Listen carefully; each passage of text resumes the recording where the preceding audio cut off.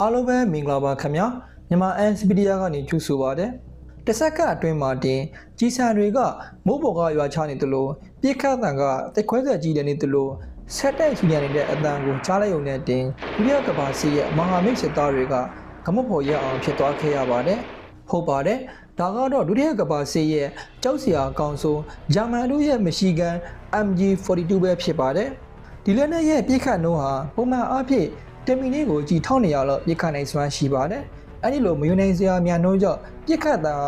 တိချောတစ်ချက်ချင်းစီမကြားရပဲတိတ်ခွဲဆက်တာလို့ဆက်တိုက်ပေါက်ပွဲထွက်လာပြီးမဟာမိတ်စစ်သားတွေကဟစ်တလာဘတ်ဆော့ဟစ်တလာရဲ့တိတ်ခွဲဆက်လို့နာမည်ပေးခဲ့ကြပါတယ်။ဒါပေမဲ့ဒီလက်နက်ကအတန်ရောက်ပဲနာမည်ကြီးတာလားတကယ်ပဲစစ်မြေပြင်ကိုခြေလှမ်းနိုင်ခဲ့တဲ့အထီးရောက်ဆုံးမရှိကန်လားဆိုတာဒီနေ့အဲ့ဒီအကြောင်းကိုအသေးစိတ်ဖော်ပြပေးသွားမှာဖြစ်ပါတယ်။ဒီဇန်လန်းကိုစမယ်ဆိုရင်ဂျာမန်တို့ရဲ့လက်ရှိလက်နက်ဖြစ်တဲ့ MG34 ကနေစရပါမယ်။ MG34 ဟာတကယ်တမ်းဆိုရင်အလွန်ကောင်းမွန်ပြီးတိကျတဲ့ General Purpose Machine Gun တစ်လက်ပါ။ဒါပေမဲ့သူ့မှာအဓိကအားနည်းချက်ကြီးတစ်ခုရှိပါတယ်။ထုတ်လို့ရတာအလွန်ရှုပ်ထွေးပြီးအချိန်နဲ့ကိုကြစည်းအလွန်များပြားပါတယ်။ဒုတိယကမ္ဘာစစ်မီတောက်လာတာနဲ့အမျှဂျာမန်စစ်တပ်ဟာကမ္ဘာအနှံ့မှာဆက်မျက်နှာဖွဲ့လာခဲ့ရပါတယ်။အဲ့ဒီအခါမှာလက်နက်တွေကိုအရေးတက်များများကိုကြစည်းသက်တော်စားနဲ့အမြန်ဆုံးထိုးလို့ပေးနိုင်ဖို့လိုအပ်လာပါတယ်။ဒီလိုနဲ့ MG34 ကိုဖြည့်ဆွဲပြီးနောက်ပိုင်းမှာစောက်ထိုးသွားနိုင်ဖို့ပုံမြန်မြန်နဲ့ကိုကြောက်စိတ်သက်တော်စွာထုတ်လို့နိုင်မဲ့ MG42 ကိုဖန်တီးခဲ့တာပါ MG42 project ကိုဂျာမနီနိုင်ငံကနာမည်ကြီးကုမ္ပဏီတစ်ခုကအဓိကကြော်ရွံ့ဖြစ်ပါဝင်ခဲ့ပါတယ်ဒီဇိုင်နာဝယ်နာဂူနာနဲ့သူ့ရဲ့အင်ဂျင်နီယာအဖွဲ့ဟာဒေါ်လာနဲ့ဘရစ်ခေါ်တစ်ခုကိုသုံးခဲ့ကြပါတယ်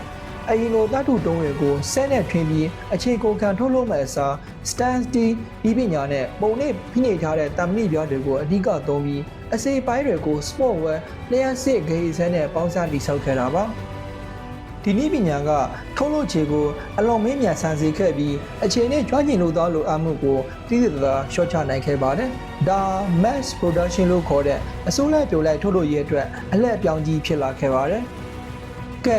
ဒီလက်နဲ့ကိုစစ်မြေမှာဘရုတကောင်ဖြစ်စေခဲ့တဲ့နီးပညာအဓိကချက်၄ချက်ကိုကြည့်လိုက်ကြရအောင်ဗျာကြည်မျိုးစားဂျာမန်စစ်တပ်ရဲ့ standard rifle ကြီးဖြစ်တဲ့ 7.2 57mm မော်ဆာကြီးကိုအသုံးပြုပါတယ် back fast system ခါပါလုံးဆက်နေတဲ့ကြည်ညားတွေနဲ့ကြည်ကြွေးတာဖြစ်လို့ကြည်ကိုသွားလို့ခဏခဏကြည်ကလဲနေစရာမလိုပဲဆက်တိုက်ပြေးခတ်နိုင်ပါတယ် Rural lock system MG42 မှာသုံးထားတဲ့ Recon Operated Rural Rock ဘိုးစနစ်ဟာပြေးခတ်တဲ့အခါတုတ်ပြမှုကိုအလွန်ချောင်းမွေ့စေပြီးအလွန်မြင့်မားတဲ့ပြေးခတ်နှုန်းကိုဖန်တီးပေးပါတယ် Extreme Rate of Fire တမီလေးကိုကြည်ထောင်းနေရဆိုတဲ့ပြည်နှုန်းဟာ American တို့ရဲ့ M1 Camaro Semi Auto Rifle တွေဒါမှမဟုတ် British တို့ရဲ့ Bolt Action Rifle တွေနဲ့ရှင်လိုက်တဲ့အခါမိုးနဲ့လူလိုခွာခြားသွားစေပါတယ်။ဒါပေမဲ့ဒီလိုတမီလေးကိုကြည်ထောင်းနေရပြနိုင်တဲ့စွမ်းအားမှာကြီးမားတဲ့ပြဿနာတစ်ခုရှိလာပါတယ်။အဲ့ဒါကတော့အလွန်မြန်တဲ့ပြစ်ခတ်နှုန်းကြောင့်ပြောင်းကအပူမြန်တက်လာတာဖြစ်ပါတယ်။အကယ်၍ပြောင်းမလဲရင်ပြောင်းကွေးသွားတာကြီးပေးတာတွေဖြစ်လာမှာပါ။အဲ့ဒီအတွက်ဂျာမန်အင်ဂျင်နီယာတွေထည့်သွင်းပေးခဲ့တာကတော့ Quick Chain Barrel System ပဲဖြစ်ပါတယ်။လက်ကျထားတဲ့ကဏ္ဍတစ်ယောက်နဲ့လက်ထောက် assistant တို့ဟာအထူးဒီဇိုင်းလုပ်ထားတဲ့လက်ကန်ကိုတိုးပြီးပူနေတဲ့ပြောင်းကိုစက္ကန့်အနည်းငယ်ပြင်းမာတင်အတကူဖြုတ်ထုတ်ပြီးအသစ်နဲ့စားထုံးနိုင်ပါတယ်။ဒီစနစ်ကြောင့်ပဲ MG42 ဟာရပ်တန့်မသွားပဲအခြေချမြင့်တဲ့ fire support ကိုဆက်လက်ပေးနိုင်ခဲ့ပါတယ်။ဒီနေရာမှာဗီဒီယိုကိုလက်နဲ့သုံးသပ်ချက်ကနေတကယ် World War II စစ်မြေပြင်ဇာတ်လမ်းတစ်ပွဲအဖြစ်ပြောင်းလဲရအောင်ဗျာ။ဂျာမန်စစ်တပ်ရဲ့ခြေလျင်တပ်ဖွဲ့မှာမရှိဂန်ဟာစကွက်တစ်ခုလုံးရဲ့အဓိက fire power ဖြစ်ပါတယ်။ခြားစစ်တပ်တွေကစစ်သားတစ်ယောက်ချင်းစီရဲ့ rifle ပစ်ခတ်မှုကိုအဓိကထားချိန်မှာဂျာမန်တွေက